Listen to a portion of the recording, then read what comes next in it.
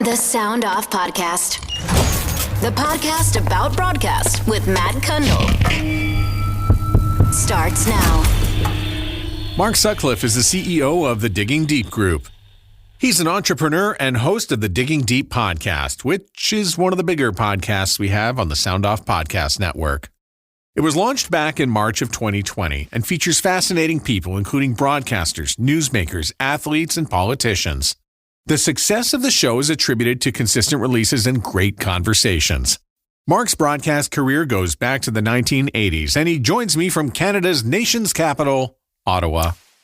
Long overdue that we get together to do this, because I've been a big follower of your podcast for the last couple of years. Well, thank you. Likewise. Love talking radio. And you've had a lot of ins and outs in radio over the years, but you've also had a lot of experience with business. So what was your very first business? My first business was a phone line that you could call and get the latest sports scores. So needless to say, this was before the internet and live 24-hour reporting on everything. You know, when I was a kid, I was a Montreal Canadiens fan, and I would watch Hockey Night in Canada. Usually I'd have to watch in French because I live in Ottawa, so the Leafs games would be on in English, the Canadiens games would be on in French, and I would have to go to bed after the second period. That was my bedtime. And if I didn't find a way to listen to some radio sportscast the next morning, I would have to wait until Monday to find out whether the Canadiens had won the game or not. That's the world I grew up in, Matt. So when I was about 18 or 19, I started this business where I would gather all of these sports scores in every sport, and I would record a sportscast on tape, and I would update it about every 20 minutes or half an hour all through the evening. And people could call in and hear a live sports, or not live, but a recorded sportscast, but almost live because it was very new, fresh. And I sold advertising on that. And that was my first business. I mean, it's something that was done in New York, because I remember when I was 7, 8 years old, they would have things like Dial a Joke, and you could call in for the sports and all that stuff. And by the way, I feel your pain with being a Montreal Canadiens fan in that area. So my Saturday nights were in Montebello, where we had a farm. So we'd spend Saturday nights there. And of course, you could get CBC Ottawa, which would just pipe in, but it was always the Leafs game. And so we had to do the bunny ears to get CBMT 6 out of Montreal to appear on our TV. And there was a lot of snow involved, but there was always a better signal on CBC Ottawa in French. So, and you're right. There was no newspaper on Sunday. The Journal and the Citizen were the newspapers at the time. I don't think either did anything on Sunday. I would get the score from CFRA Ottawa. Yeah. And I grew up listening to CFRA, and my parents listened to CFMO, which was the easy listening station. Gord Atkinson was the legendary broadcaster there. He had in the past interviewed people like Elvis Presley and Rich Little and Bing Crosby and all of those people. So I grew up in that environment and then ended up working there, which was really cool. And so your mornings were spent with Ken the General Grant. Absolutely. And we would listen to him. He actually came to my junior high school and emceed the spelling bee that I was in when I was in grade 8, I think. And it was a huge deal that Ken the General Grant was coming to our school. He was huge. He was as big a star as there was in Ottawa at that time. And he did the morning show on CFRA for probably, I can't remember the exact number. It was 35, 36 years, something like that. So you're not even out of high school, but you get into doing radio at Carleton. How did you fandangle that? Yeah, so I had a friend at school in Ottawa who was doing a co-op at CKCU, the radio station at Carleton University. And I went with him one day, and, you know, I had fallen in love with radio. I used to listen to radio all the time. When I was a kid, I would listen to the Mark Elliott show on CFRA. He would play the hits in the evenings. I listened to ball games, you know, Dave Van Horn and Duke Snider calling the Expos games. They were on CKBY in Ottawa at the time. And then I started listening to Shea 106 and getting the rock music fix. So I was really into radio, and I just had this love affair with radio. So going with my friend to this radio station, and he introduced me to the people there, and I started working on the high school show. And from there, I just basically started showing up whenever I could, volunteering. I did news, I did sports, I hosted shows, I did editing. Whatever they would give me, I would do, because I just wanted to be in radio. I won a ski pass from Mark Elliott in 1983, and everybody heard me. And the next day they made fun of me. I won tickets to see Ted Nugent from Mark Elliott. And we had a rotary phone. And I'll never forget this, Matt. The contest line was 750-3814. I'll never forget that. 750-3814. And he would say, I'm going to take caller number 35 right now. And I would count in my head, imagining him saying, you're caller number 1, you're caller number 2, you're caller number 3, you're caller number 4. And I timed, this is when I was like 13 or 14 years old, I timed how long it would take on my parents' rotary phone, the rotary dial phone, to dial the number. And when I got to the right, it would have been like caller number 25 or something, I would start dialing to try to time it right for caller number whatever he said. And one time I got through and I won Ted Nugent tickets, which I sold to a classmate of mine. And it wasn't so long after that you started doing overnights on CFRA. I know. I mean, literally, maybe 5 or 6 years after Ken Grant came to our school, I was doing overnights on CFRA, doing what was called a news announce shift. So CFRA eventually became a talk station, but at that time there was a lot of talk and news, but they also played some music. So overnights, I was the newscaster and the DJ, both. I was a one-person radio station from 10 till 5, something like that. And I remember the first time I did the shift on my own, and I'm doing the 5 a.m. news on CFRA, and I look up, and Ken the General Grant is sitting in the studio on the other side of the glass from where I'm sitting as I'm reading this newscast. It was pretty cool, and I was very nervous. I think it's astounding that you were doing that at such a young age and that CFRA was, really the first commercial station that you got into. Did you send in a tape? How did this happen? I had started doing some freelance work for Shea 106. So when I was in university, back then, I heard you talking with Jim Lang about this, about how FM radio stations in those days would have a lot of what was called foreground programming. They did a lot of public affairs programming. They didn't just play music 24 hours a day like they do now. And so Shea 106 had a requirement for somebody to go out and cover things from time to time, and I was doing some of that. And somebody connected me with Steve Madeley at CFRA. He was the news director at the time. I went in and saw him, and he said, we've got, an opening for a part-time overnight person. That's all I've got. And I did that for a few months. And then I ended up getting a permanent job at Shea 106. And I went to Shea 106. I had a great time doing that. And there were a lot of requirements that we had to do back then. I remember Shea 106 used to have one called the Open Quarter, which was 15 minutes of music that really all had something to do with one another. And I thought it was, for a 13-year-old, this is too deep for me and a little over my head. I just wanted to hear like Cyndi Lauper and, Break My Stride and all those 80s songs. And the top 40 wars that were going on between CFGO and CFRA and, eventually 540 came on board. CJSB. Yeah. There was a lot going on. And I think, Matt, Ottawa has always had a crazy number of radio stations because of the French and English communities in Ottawa and the CBC. And, so there's always been just extraordinary. I think at one time we had the most radio stations per capita of any city in Canada. So there's a lot of cross-pollination of sports as well. So you've got Montreal Canadiens and Toronto Maple Leafs. The Senators don't come along until 1993, but you've also got the Expos and the Blue Jays. So there's enough sports content, and you found your way into working with some of these properties through the radio station. Yeah, it was a great time because Shea 106 at the time was doing all this amazing programming. Randy Burgess was the sports director, and he became a mentor to me, great guy. Ken Rockburn was the news director at Shea, legendary broadcaster in Ottawa, who went on to CPAC and the CBC. And Randy would send me off to cover sporting events in other cities. I mean, it's crazy to think of that now, but I would go to Montreal and cover the Stanley Cup playoffs when the Canadiens were playing in the playoffs. I would go cover Expos games and come back, and I go in the locker room and interview everybody and come back with tons of tape they would use on the sportscast the next morning.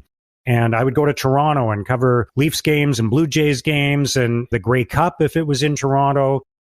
I went to New York City one time and to Boston to cover some games in the NHL playoffs. I don't even think I realized how big a deal it was at the time, but I was incredibly lucky to have those kinds of experiences. And I mean, I was 19, 20, 21 years old while that was going on. It was just great. And to think of how spoiled we were in that era with sports. I was living it too, but in the early 90s, the Blue Jays are coming. They're ascending. The Expos start to put something together in 1992. The Montreal Canadiens go to the Stanley Cup final. Toronto had a very compelling hockey team. Wow, it was Mardi Gras. It was a great time. It's funny you say that, Matt, because my son and I were chatting. My son's a big sports fan now. He's 12. And we were talking last night and we realized, and I think I'm right about this, the last time that a Canadian team won the Stanley Cup was Montreal in 1993. And the last time that a Canadian team won the World Series was Toronto, 1993. So that was a great time. And the Expos were really strong at that time too. As many people know, I grew up an Expos fan. They were the favorites to win the World Series in 1994 before the strike. So there was just a lot of great stuff happening at that time.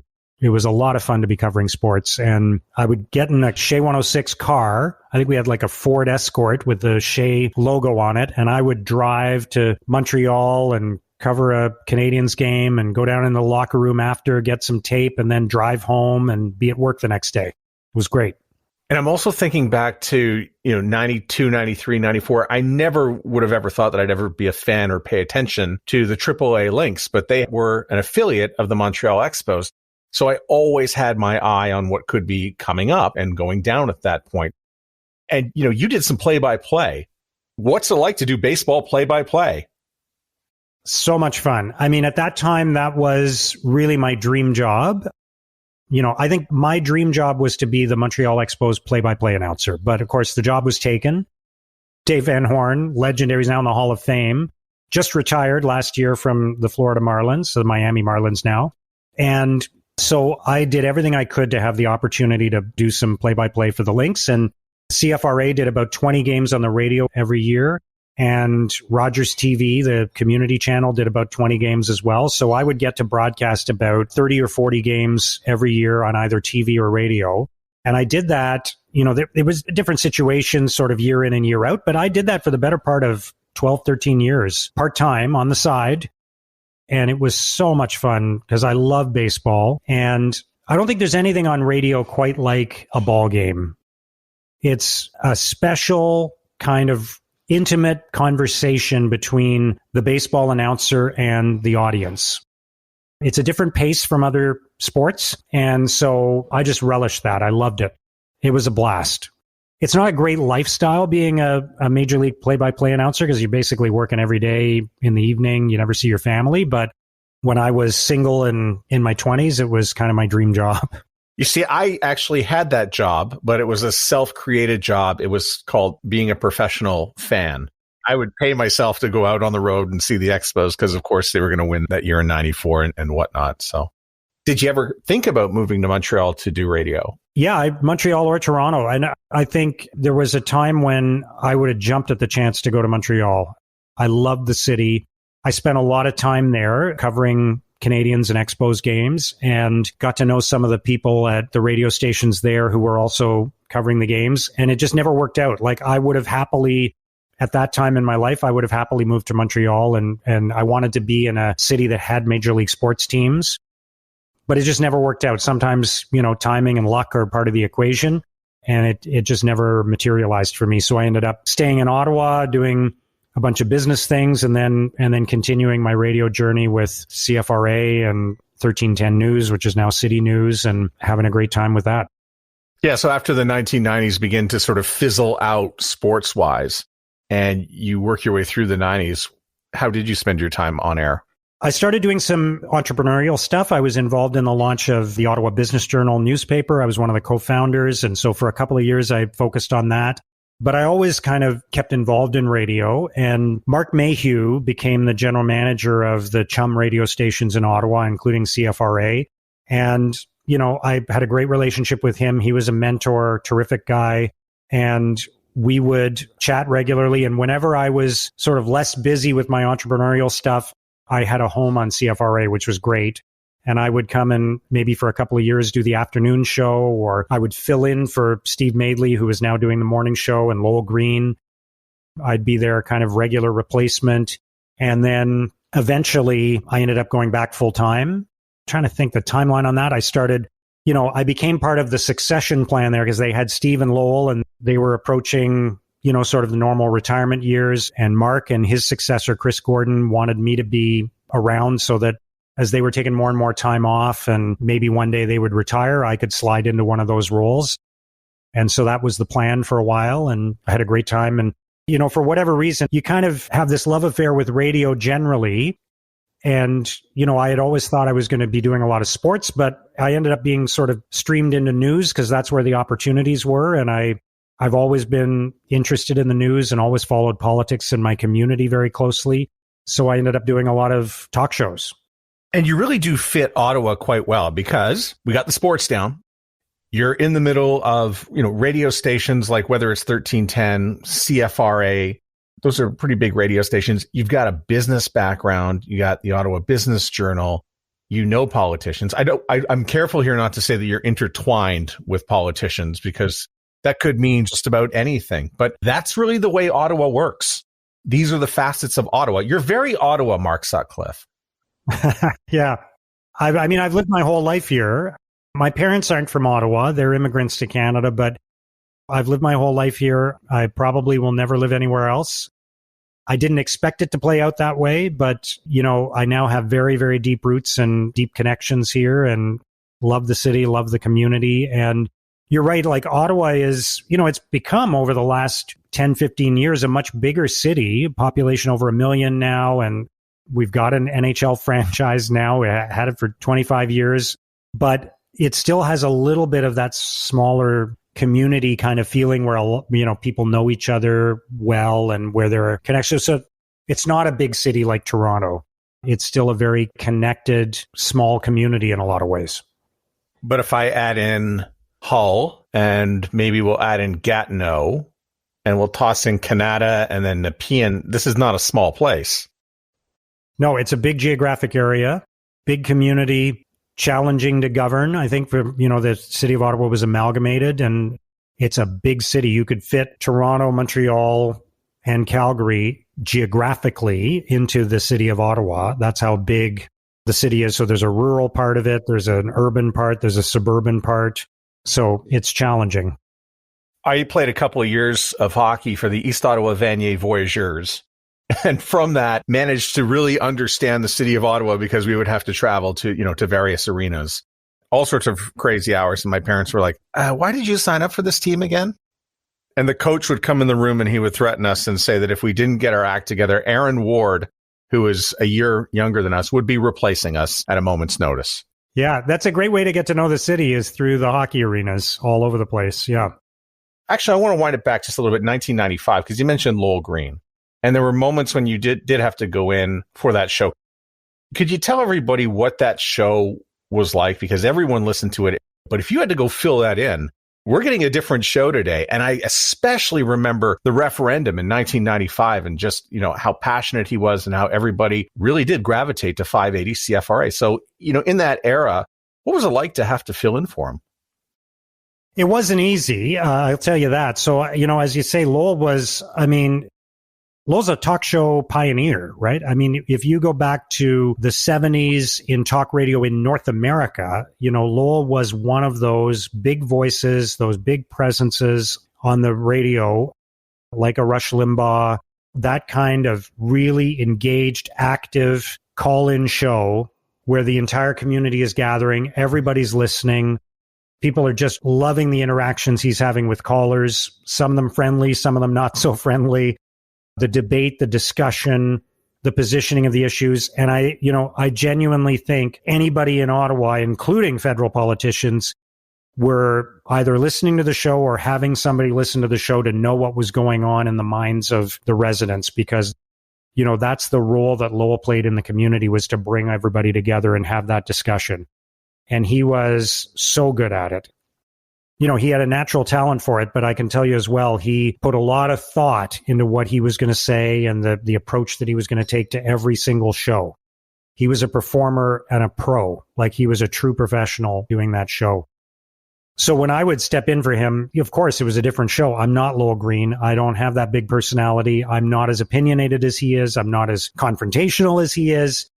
So I took a different approach and I acknowledged it right up front. You know, we had some fun with the fact I wasn't Lowell.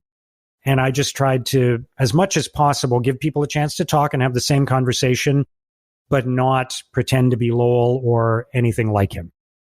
And you've also had to cover some things as well. So, I mean, I get the idea that if news breaks, somebody finds Sutcliffe, let's bring him on because he's probably involved somewhere in Ottawa and has his eyes on it. So I'll mention the death of the Princess of Wales, you know, which really touched anybody. I know that occurred, you know, across the ocean in Paris, but you have a cell phone and now you're going to be doing some coverage.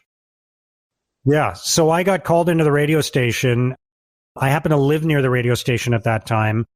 And when the news broke that she had been in this accident in Paris, I got called into the radio station and I went on the air, and we were an all news station at that time, News Talk.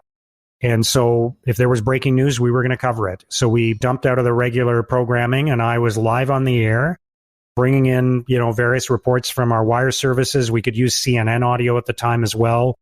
We were a CNN affiliate, so I was using some of that. We were getting people on the phone from Paris who were near the scene.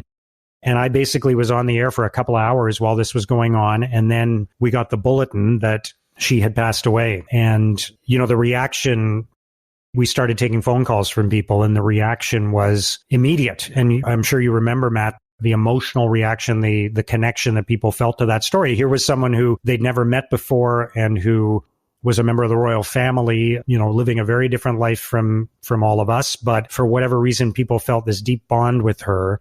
And when that happened, there was just an outpouring of grief and other emotions, and people started calling in and sharing their feelings about it. And I can't remember exactly how late I stayed on the air, but it was a long night, and we ended up talking about that for days to come. But I'll never forget being on the air when that bulletin came across and learning that she had passed away and that her life was over.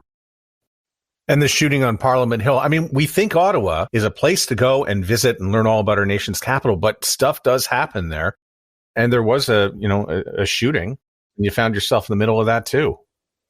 I'll never forget that day as well. Of course, Nathan Cirillo died that day, and everybody, you know, remembers him and has this extraordinary attachment to his story.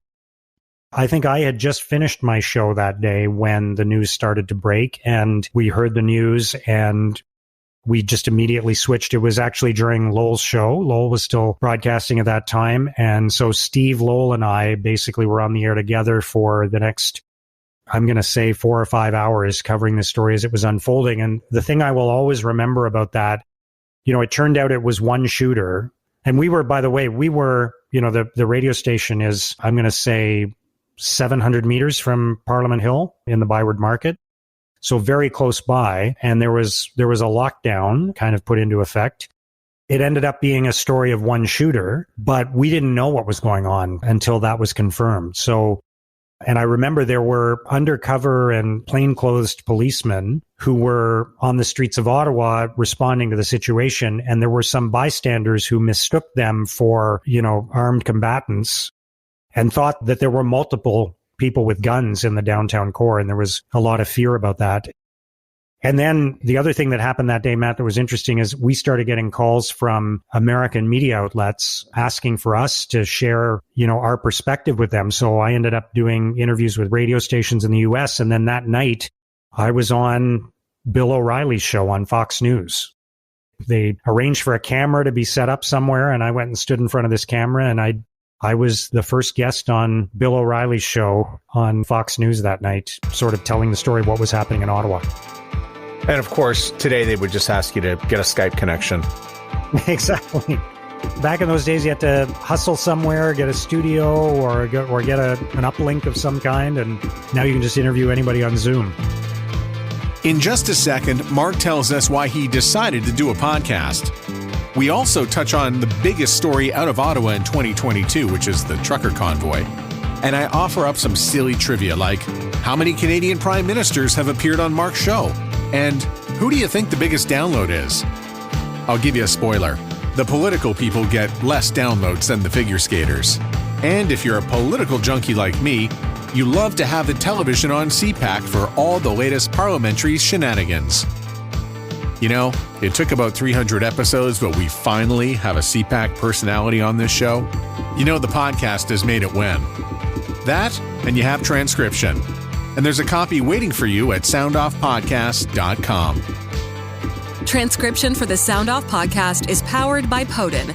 Your podcast is an SEO goldmine. We help you to dig out. Start your free trial now at phonein.io. The Sound Off Podcast. Who watches CPAC? I watch CPAC. Yay. Tell me why we should watch CPAC. Are you on CPAC now, by the way? Yeah, so I do two things for CPAC. I used to do a weekly show every Sunday morning, sort of Sunday morning political chat, like so many other shows. Only we would take calls from the audience as well. So we'd have a panel of journalists, but we'd also get input from the audience, which was fun. I did that for a number of years. The two things I do now are whenever there's an election, we do a show called Have Your Say. And basically, every weekday during the election, we're on the air for 2 hours, taking calls from all over the country to get reaction to what's happening on the election campaign that day. So it's a great show for political junkies. It's a great show for anybody who's interested in how Canadians are reacting to the unfolding election campaign. And I've done that now, I guess, for maybe the last 4 or 5 elections, and it's been incredibly interesting and fun to do. And then the other thing I do is I do a daily podcast. It's about 20 minutes long called CPAC Today in Politics. And so every day I have a journalist come on and we talk about the big political stories of the day in Canada. So you're the perfect person to answer this question because you've been answering phones for so many years and talking to the callers. And I don't think it matters if it's CPAC or if it's CFRA, but is it getting weirder? It's definitely changed. So I can remember when I was doing talk shows on CFRA in the 1990s, you'd throw out a question. I remember one day we were talking about the Robert Latimer case, the Saskatchewan farmer whose daughter Tracy was severely disabled and he chose to end her life. And it became this big ethical and legal debate in the country. And we had 10 phone lines at that time, Matt, and they were, the second somebody hung up, somebody else would call in and there would be 9 callers on hold while you're talking to one person on the air. And that was a big topic, obviously. But, on any given day, if on my show, on Lowell's show, there were tons of callers. We would often finish the show and have 6, 7 people on hold who had been waiting for 40 minutes to get on the air and didn't get their chance that day. And there was often a busy signal. By the time I stopped doing phone-in shows, it had changed a lot. I think a couple of things happened. Number one, people just don't talk on their phones as much anymore, right? We call these devices phones, but we actually use them as phones maybe 5% of the time. It would be faster for you to use the rotary phone at your parents' house to call in than to figure out how to do it on the Apple iPhone.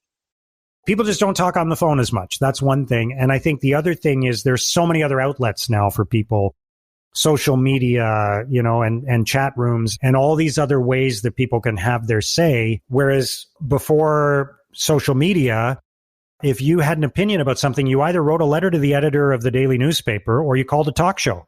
Those were the 2 ways you could make your voice heard. Now everybody can be on Twitter or Facebook sharing their opinions about everything. So the inclination to call into a radio station or a television station that's doing a talk show and wait on hold for maybe 30 minutes before you get to go on the air for 4 or 5 minutes and have an interaction with the host, just not as many people are doing that anymore. So again, I've got the perfect person to answer this question because you're connected to really all the facets of Ottawa. And we're about 2 or 3 months removed from, the trucker convoy protest. And so it all takes place on Wellington, which again is the intersection of politics, of Ottawa and civics, but it's also the center of Ottawa. So as we look back on that, how do you grade what happened? How strange was it? What happened exactly? And how can we look at this in the rearview mirror and just put a little normal context into it? So I think there's a couple things there, Matt. So first of all, it was very strange. As a resident of Ottawa, and I don't live very far from downtown, it was really unsettling to have this going on and for it to be stretching on for so long and to feel like there was no control over the situation. that the people who were occupying downtown Ottawa were in charge. And, I kept thinking of that movie, Captain Phillips, where pirates take over the ship captained by Tom Hanks's character. And one of the pirates says, "I'm the captain now." And that's a little bit what it felt like, was that the people in charge of this protest were running downtown Ottawa and the police and the city were not. One of the things in my career, Matt, is for whatever reason, I don't feel a deep attachment to the news stories that I cover. I'm a little bit more of a dispassionate observer. That's just my inclination. I find things more interesting and fascinating than I find them emotional, or, I'm just not a polarizing sort of person. But I felt really strongly about what was happening in my city, and I found myself watching the news more and more and wanting to know what was going on and wanting it to be over. And I think it's one more example of how our world has changed in the past 20 years. I mean, you've spent a lot of time in Ottawa. I remember my dad used to work at the Department of National Defense in downtown Ottawa. There was a road under that building. So before the Oklahoma City bombing, before the first World Trade Center bombing, I used to always think, after those events happened, used to always think, what's stopping somebody from parking a car under that building? There's a road under our National Defense Headquarters. There is not a road under the Pentagon that people can just drive on their way to work or to go shopping in downtown Ottawa. You used to be able to drive your car up on Parliament Hill just without anybody stopping you. We would go there and look at the Christmas lights every December. There was always this sort of relaxed attitude towards security in Canada, with the idea that we're Canada, those things don't happen here. And even going back to the shooting on Parliament Hill in 2015, when that event happened, it was the kind of thing that nobody would imagine happening, right? Somebody shooting someone at the War Memorial and then making it all the way, not just onto Parliament Hill, but into the Parliament buildings with a gun. And I don't think anybody was ready for that. And again, this time around, I don't think anybody was ready for the idea that a group of demonstrators would not just come into the downtown core and do a demonstration and then leave peacefully, but that they would stick around and start building structures and having a hot tub and basically planning to stay for as long as they could. Nobody was ready for that. And I think we need to adapt to a very different kind of era in politics now, where more of these events are going to happen and we need to be prepared for them. I think back, and I did have a few people that I spoke to in the area. By the way, one of the podcasters we work with, we had to delay the release of it for a month because there was just too many honking horns. I think about all the levels of government in that area and everybody who's responsible for the area. And I'm thinking that it's like baseball and three outfielders converged on a fly ball for the third out of the inning. The ball hits the ground. Everybody looks at each other to go, what now? And then it takes another 45 minutes to get out of the inning. So you understand that baseball analogy, then I think you understand what happened in Ottawa. And I get the feeling that that's what it was. I think there's one more thing too, Matt, which is that there have been incidents in recent memory in Canada and elsewhere of the police being accused of overreacting to a situation. So the G20 summit in Toronto, that kind of event where the police cracked down too soon and there was tear gas and there were confrontations and the batons came out and somebody got hurt. And I think the mindset, for better or for worse, the mindset of the authorities, with the awareness that this protest was coming to Ottawa, when the trucks were on the highway heading to the capital, the mindset was, let's not end up in that situation where we're facing an inquiry 6 months from now on why we responded and not be accused of police brutality and violence. Let's not do that. Let's be accommodating. Let's cooperate with them. Let's figure out. And they just didn't anticipate that if they were so cooperative, the end result would be an occupation. And you triggered a memory, the Sgt. Pepper incident. Why did you want to start a podcast called Digging Deep? So I always had this idea, I always had great guests on my show. And if I had the chance to talk to them on the phone, if they were a phone guest, or in the green room before they came on the air, or even in the studio during a commercial break, we always had these terrific off-air conversations. And you know what that's like. Your politician comes in, an Olympic medalist comes in, and you have this great conversation. And then when you go on the air, you've got a limited amount of time. Normally an interview on a talk show is, 8 to 10 minutes. You've got a limited amount of time. So you've got to zero in on the topic of the day, especially in the 24-hour news cycle now. it's got to be the topic that's related to whatever's going on in the news. What's going to be the clip from this interview we're going to play on the newscast next hour?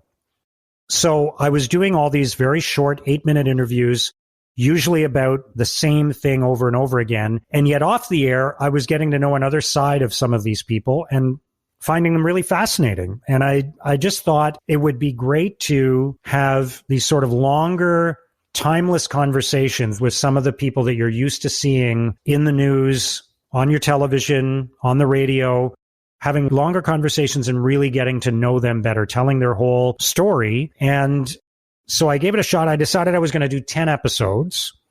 I picked a bunch of people, some of the first few people I interviewed, former Governor General David Johnston, Daniel Dale, the CNN fact checker who was followed by millions of people when he was fact checking Donald Trump, Tessa Virtue, the Olympic gold medalist figure skater, and did these interviews with them, and they were even better than I thought they would be. And I just had such a blast talking to them and learning from them. And there were so many things that came out that you didn't hear in other interviews. And so I decided to keep going. Really, it's just been fantastic. I've thoroughly enjoyed it. Do you have an alarm bell that goes off in your head that says, okay, this conversation is going to wind down? Because these are deep conversations, but do you have an idea in your head about how long you want it to be? So I usually start out thinking it's going to be about an hour, and it ends up being longer than that because we just get going, right? Like you end up in this great conversation and goes all these places. I do a lot of research before the guest comes on, and I'll have 10 or 20 questions or aspects of their life that I want to get into. You know how this works. And then we'll end up talking about something I wasn't even expecting, and we'll go down that tangent for a while. And then, what'll end up happening is half the questions I had on my list, we don't even get to. So that's part of the fun of it for me too, is inevitably you end up talking about something you never expected, and you learn something about the person that they've rarely ever talked about before because they've never had the opportunity. Maybe it was, some job they had before they became famous, or some experience they've had, or what their expectations are for the future or something. And you end up having a great conversation about that, and you have to shelve a whole bunch of other stuff. But I always feel like I'm running out of time, even after an hour of talking with these guests. How many former prime ministers have you had on? So far, 2. Joe Clark and Jean Chrétien. And the amazing thing, every single one, because I launched the podcast during the pandemic, and because many of the guests aren't in Ottawa, every episode of Digging Deep has been recorded like what you and I are doing right now, where we're looking at each other over the internet and recording the interview. We're not in the same room. But Jean Chrétien actually came to my house to record the podcast.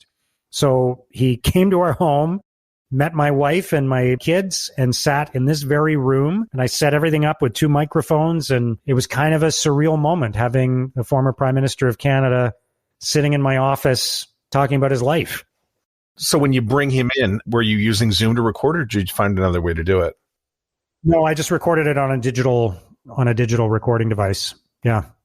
This is now the kind of conversation that podcasters, just have. Absolutely. Yeah.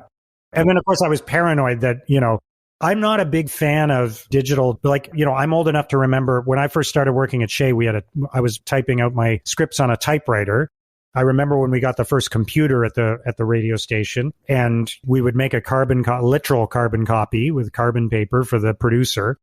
And I remember, of course, recording on cassettes, right? Recording on cassettes and recording on reel-to-reel. And I'm still nervous recording anything digitally because I can't see the thing turning, right? And I'm always worried that I'm going to finish the interview and there's going to be nothing there. So I was very nervous. I think I even had a backup recording going with Jean Chrétien here because there was no way we were going to have that conversation twice.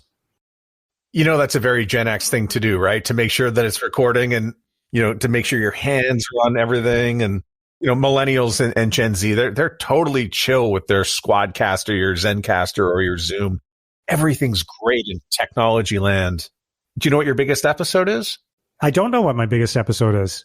Tessa Virtue. Okay, that doesn't surprise me. So why is that so big? Well, I think she has a huge fan base. So that's a big part of it, I think. She's an incredibly nice person. She's absolutely lovely. My daughter is in competitive gymnastics, and it was during COVID, so she was home from school. And so my daughter came over, and I wanted to introduce her to an Olympic gold medalist via Zoom. And she came over, and Tessa was incredibly kind and supportive to my daughter, Kate, and gave her lots of encouraging words. And that's just who she is. She's a absolutely wonderful human being and really smart.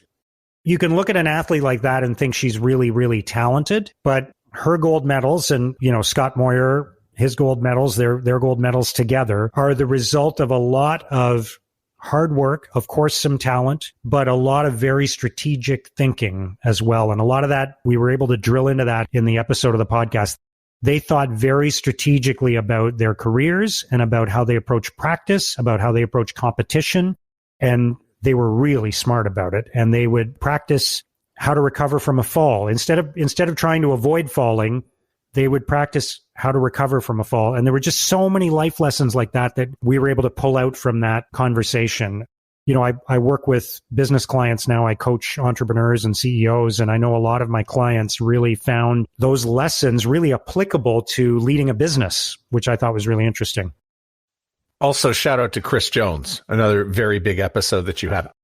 I'm constantly looking at the traffic on this stuff to see where it's coming from.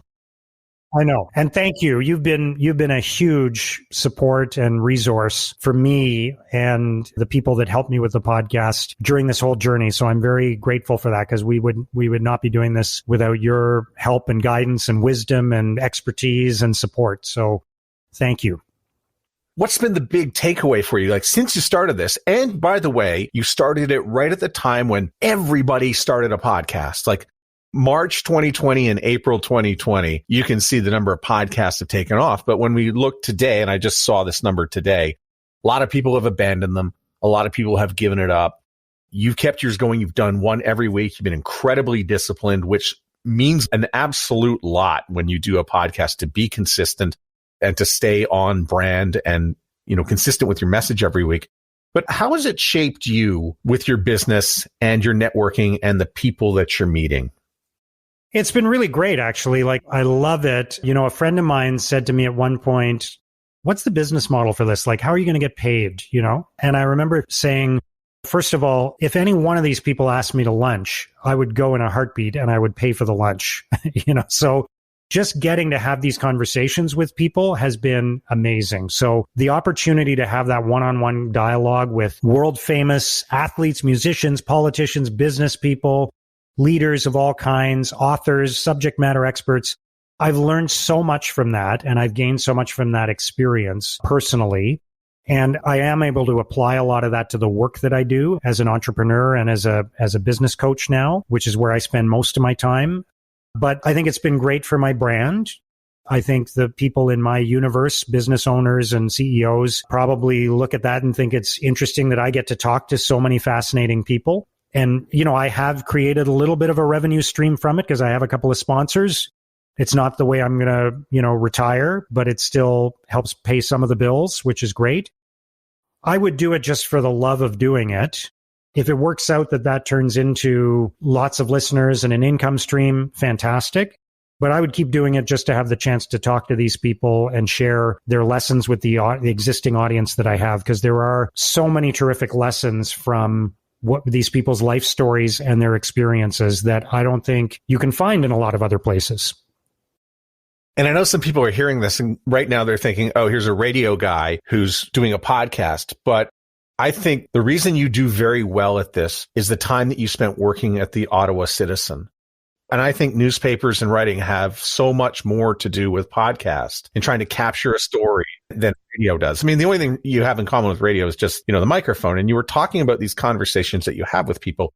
Okay, they're going to be 6, 7, 8 minutes. We're going to get to the crux of it. We're in the now. But when you have to capsulize a story, that has more to do with radio and getting the story out for the next morning for the Ottawa Citizen. Yeah, maybe so. I never thought of it that way, but it is very much storytelling. It's long form storytelling. It's almost like magazine writing, even more so than newspapers, right? It's long form storytelling for sure. So that's a great point. I never thought of it that way, but I think you're right that it is. I mean, I almost think of this as chapters of a book. Each episode is like a chapter of a book, and it's not like a typical radio interview at all. No, it does have more in common with magazines than radio, of course, outside of the microphones that we're speaking into now. But Mark, thanks so much for joining me on the podcast. I don't think I missed anything. I think I got most of it. How deep did I dig out of 10? You're digging deep, Matt. This was great. It's so much fun. And I've been listening to your podcast. And again, I'm so grateful for the support that you've given to me and to the Digging Deep, the little team of people that I have helping me with Digging Deep. I'm really grateful for this opportunity to chat. It's been a pleasure. The Sound Off podcast is written and hosted by Matt Kundle. Produced by Evan Serminski. Social media by Courtney Krebsbach. Another great creation from the Sound Off Media Company. There's always more at soundoffpodcast.com.